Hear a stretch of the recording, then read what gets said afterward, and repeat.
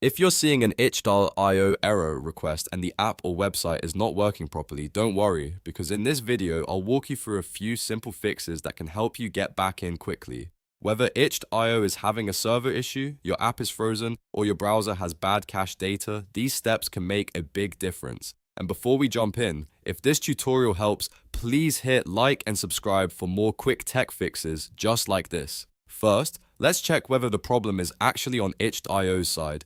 Open your browser and search for "Is itch.io down?" Then look at the Downdetector results or any server status page that appears. This is important because if the service is experiencing an outage, the issue may not be on your device at all. If lots of users are reporting problems, the best move may simply be to wait until the servers are back online.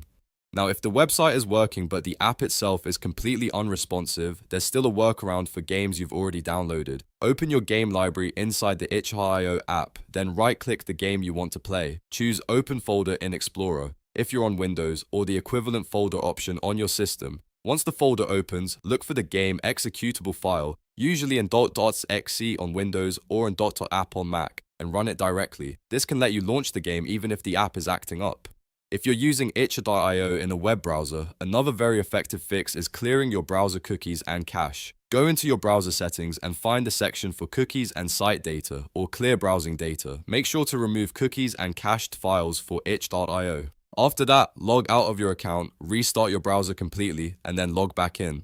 This refreshes your session and can fix loading errors, login issues, and pages that keep failing to open. If the problem still continues after that, try refreshing the page, signing out and back in again, or testing itch.io in a different browser to see whether the issue is browser specific. Sometimes extensions, corrupted site data, or a temporary connection problem can cause the request error to keep appearing. So to recap, first check whether itch.io is down, then bypass the app by launching downloaded games directly if the app is frozen, and finally clear your browser cookies and cache if you're using the website.